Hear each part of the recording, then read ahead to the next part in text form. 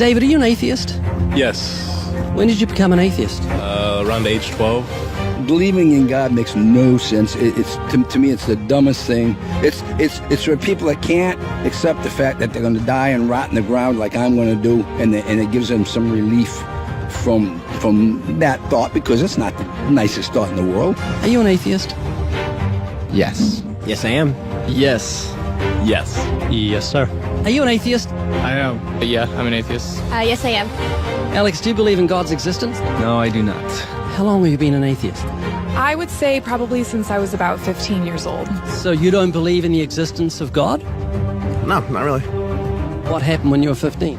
I started questioning things, and I really just started to think about the logic behind everything. For the most part, we are not shown the evidence for there being a higher power. If we were, I almost guarantee that almost every atheist would immediately agree to there being a higher power. Are you atheists? Yes. Why?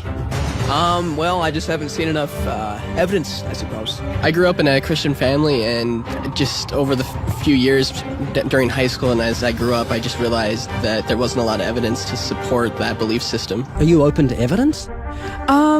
I think I am open to evidence. It just would have to be extraordinarily compelling, like out of this world compelling. If you could be given evidence, reasonable evidence, would you listen to it? Yeah, I would.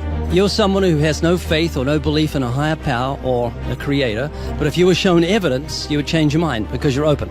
Absolutely. Flick through the pages of the book I just put on your lap, look at the color pictures, and I'll ask you a question.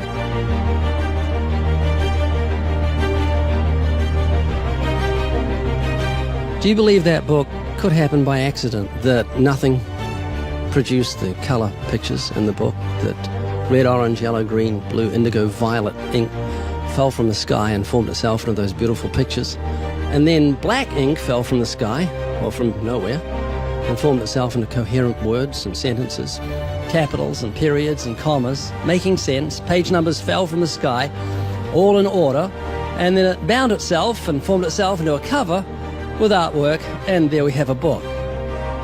Obviously, intelligent design designed the book. Wouldn't that be correct? Yeah. Can you see where I'm going with this? Yeah. Tell me, what is DNA? What is it? Deoxyribonucleic acid. And it's what makes up our bodies and our cells and everything that makes us who we are.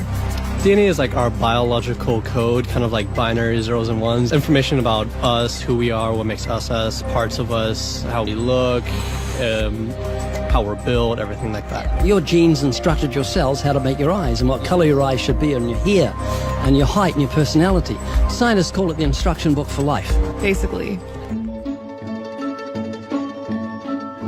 Everything that you are or ever will be made of starts as a tiny book of instructions found in each and every cell.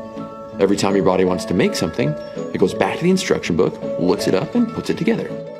The book of you would have 46 chapters, one for each chromosome.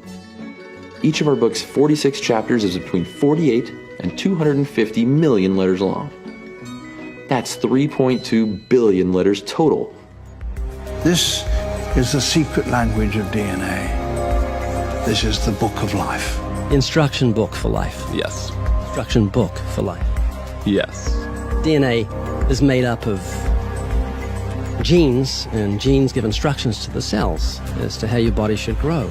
Did you know that those instructions, the instruction book of your DNA, just your DNA, was laid out end for end, would go to the sun and back a number of times? That book of instructions is so comprehensive.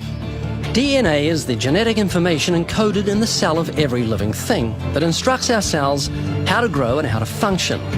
It's our genes that determine whether our skin will be dark or light, have brown or blue eyes, or red or green or yellow, have red hair, be brunette or blonde, be tall or not so tall, or the color of our feathers if we're a bird. Whether we're humans, fish, animals, insects, or plant life, the way our bodies look and operate has all been pre-written in the amazing book of our DNA. What do you think of the mentality of someone who believes a book fell together without a bookmaker? Well, they would be crazy. Do you think a book could make itself? No, I don't. Of course not. No. Utterly impossible. Yes. If anything can happen by accident. I mean, from nothing. Wow. Couldn't happen, could it? I don't think so. It'd be impossible. It would be like saying an explosion caused everything that makes a 747 airplane to all just come together by accident without some intelligent thought behind it. That's a good point. Do you believe DNA happened by accident?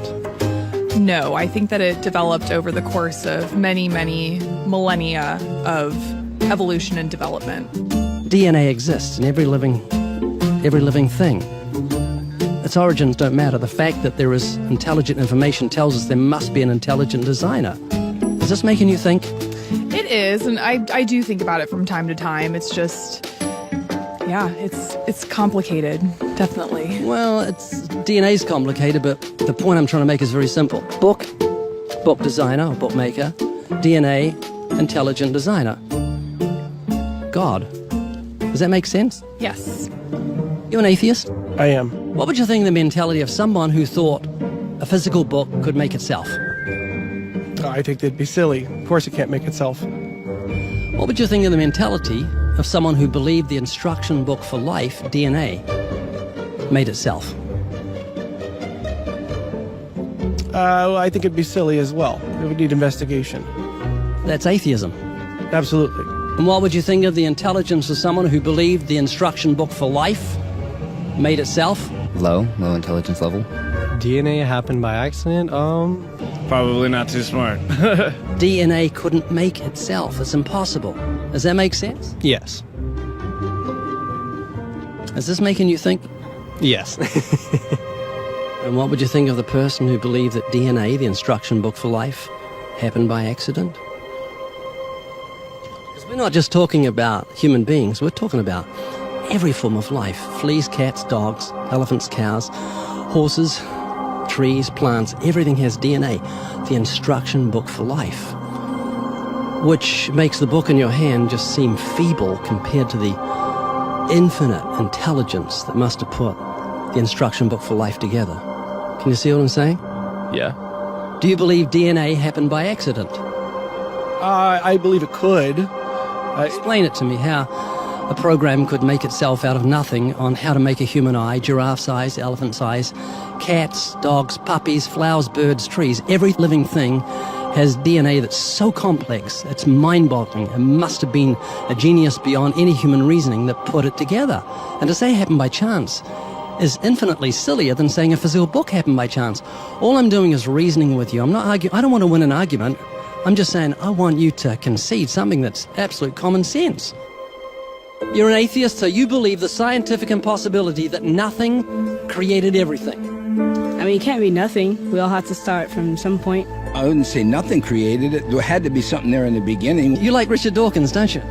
Well, I mean, yeah, I like him. Do you believe nothing created everything, a scientific impossibility, which is what he believes? You don't believe in a creator of all things? If he says that, I think it's a very strange thing to say. Well, he says it. It's insane. Nothing can't create anything because it's nothing. There has to be something in the beginning. Nowhere in our history of human reality has something kind of just appeared out of nowhere. Do you believe that nothing created everything? No, because nothing can perform actions. That makes no sense. It's a default position. If you're saying nothing created everything, then you're agreeing with Richard Dawkins. You're mischaracterizing Richard Dawkins, because Richard Dawkins, I'm sure he didn't say that. That seems ridiculous. Professor Richard Dawkins, arguably the world's most high-profile atheist, believes that in the beginning there was nothing, and that nothing created everything. As he attempts to justify this belief, admitting that it defies common sense, the learned professor calls nothing something.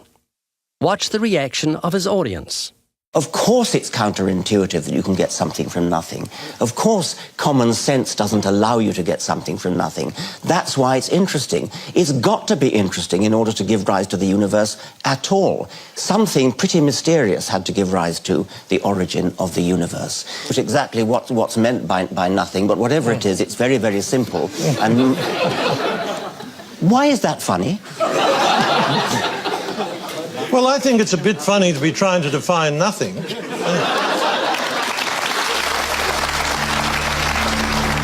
Richard Dawkins, I'm sure he didn't say that. That seems ridiculous.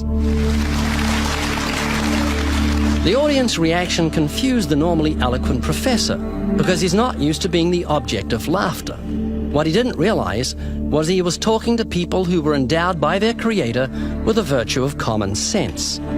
This was just another case where the emperor has no clothes. Someone should tell this man who has deceived millions, "You're talking foolishness." Is that what you believe? I mean, it can't be nothing. We all have to start from some point. But there has to be something that created everything. You just wasn't God. Is that what you're saying? Yeah. It's just evolution, how things became from one organism into many. But that doesn't solve your dilemma of the initial cause. There has to be an initial cause. If there was a big bang in space that from there issued cats and dogs and horses and cows, the sun, the moon, the stars, the seasons, and all this marvel of creation came from a big explosion, what caused the explosion, and where do the materials come from the explosion, and why is there such incredible order from the explosion? Every explosion I've heard of creates chaos, not order. That makes sense? Oh, yeah. This is what you're looking for if you were looking for truth. This is your information that you need to say, oh, that's logical. How could all this design from the atom to the universe, an incredible order, just happen by accident? Because an atheist actually believes nothing created everything, which is scientifically impossible. And I'm trying to say, Haley, I just want you to think. You're not just a blob of nothing that came from an explosion that created order, which is against nature. That means that you've got purpose and meaning in the universe. So it's not altogether bad news. I just want a relationship with whoever built me. This is too much, too weird that it happened by accident. It didn't happen by accident. I don't feel that.